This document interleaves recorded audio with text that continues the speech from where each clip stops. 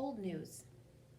When Julia comes, she sits by Stella's domain and watches the new baby. She barely talks to me.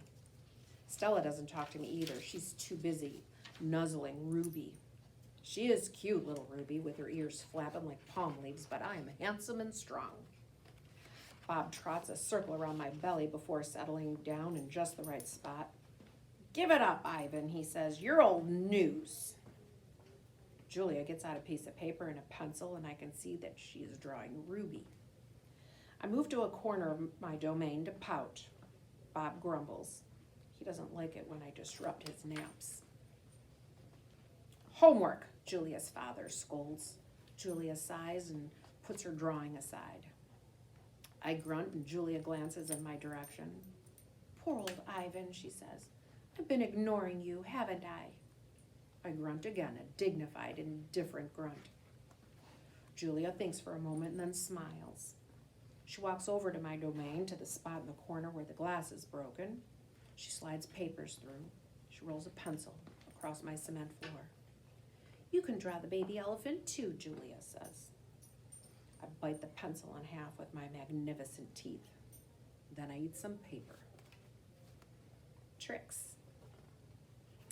Even after Julia and her father leave, I try to keep sulking, but it's no use. Gorillas are not, by nature, pouters. "Stella?" I call. "It's a full moon. Did you see?" Sometimes when we're lucky, we catch a glimpse of the moon through the skylight in the food court. "I did," Stella says. She is whispering, and I realize that Ruby must be asleep. "Is Ruby all right?" I ask. "She's too thin, Ivan," Stella says. "Poor baby. She was in that truck for days. Mac brought her from a circus the same way he bought me. But she hasn't been there long. She was born in the wild like us." "Will she be okay?" I ask. Stella doesn't answer my question. "The circus trainers chained her to the floor, Ivan, all 4 feet, 23 hours a day." I puzzle over why this would be a good idea. I always try to give humans the benefit of the doubt. "Why would they do that?" I finally ask. "To break her spirit," Stella says. "So she could learn to balance on a pedestal, so she could stand on her hind legs, so a dog could jump on her back while she walked in mindless circles." I hear her tired voice and think of all the tricks Stella has learned. Introductions. When I awake the next morning, I see a little trunk poking out between the bars of Stella's domain. "Hello?" says a small, clear voice. I'm Ruby," she waves her trunk. "Hello," I say. "I'm Ivan." "Are you a monkey?" Ruby asks. "Certainly not." Bob's ears perk up, although his eyes stay closed. "He's a gorilla," he says, "and I'm a dog of uncertain heritage." "Why did the dog climb your tummy?" Ruby asks. "Because it's there," Bob murmurs. "Is Stella awake?" I ask. "Aunt Stella's asleep," Ruby says. "Her foot is hurting, I think." Ruby turns her head. Her eyes are like Stella's, black and long-lashed, bottomless lakes fringed by tall grass. "When is breakfast?" she asks. "Soon," I say, "when the mall opens and the workers come." "Where?" Ruby twists her head in the other direction. "Where are the other elephants?" "It's just you and Stella," I say, and for some reason I feel we have let her down. Are there more of you?" "Not," I say, "at the moment." Ruby picks up a piece of hay and considers it. "Do you have a mom and a dad?" "Well, I used to." "Everyone has parents," Bob explains. "It's unavoidable."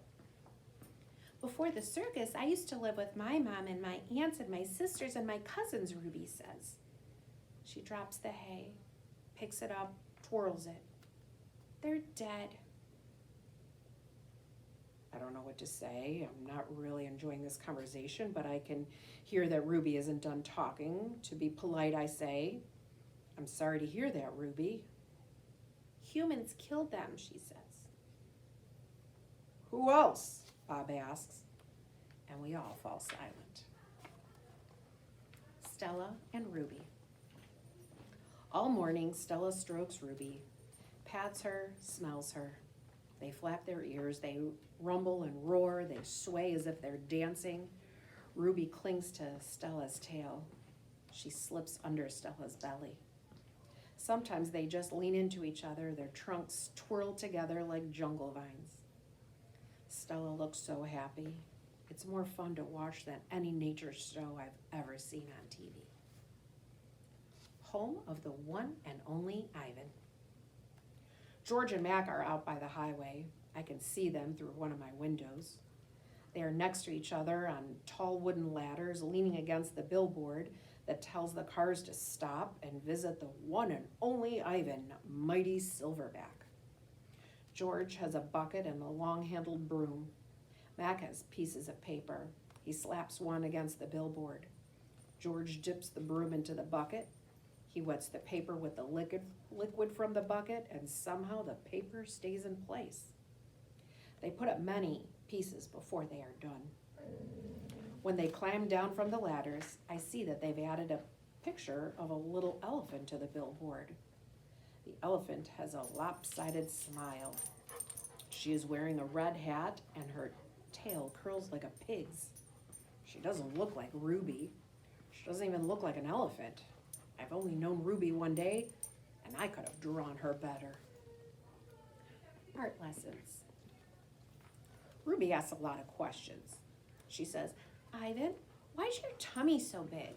And have you ever seen a green giraffe? And can you give me one of those pink clouds that the humans are eating? When Ruby asks, what is that on your wall? I explain that it's a jungle. She says the flowers have no scent, and the waterfall has no water, and the trees have no roots. I'm aware of that, I say. It's art, a picture made with paint. Do you know how to make art? Ruby asks. Yes, I do, I say, and I puff up my chest just a little. I've always been an artist. I love drawing.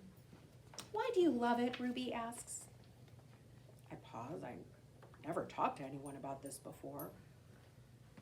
When I'm drawing a picture, I feel quiet inside. Ruby frowns. Quiet is boring.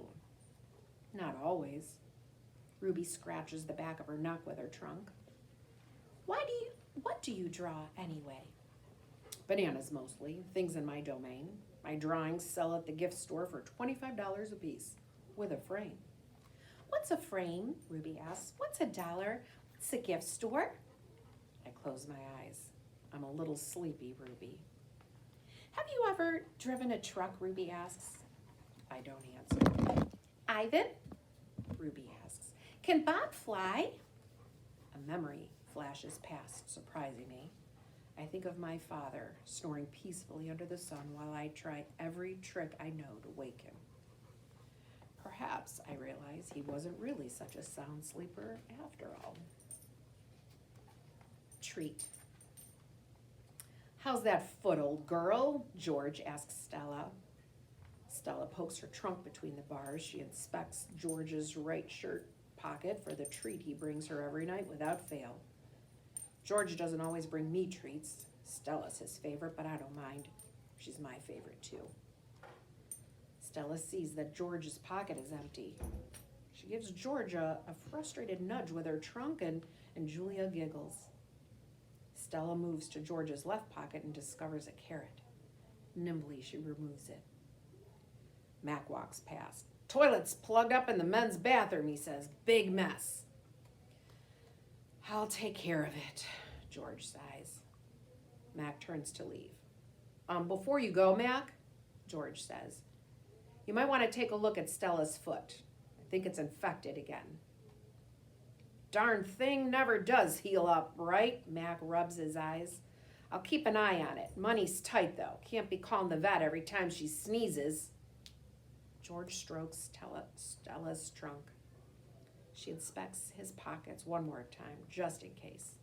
"Sorry, girl," George says as he watches Mac walk away.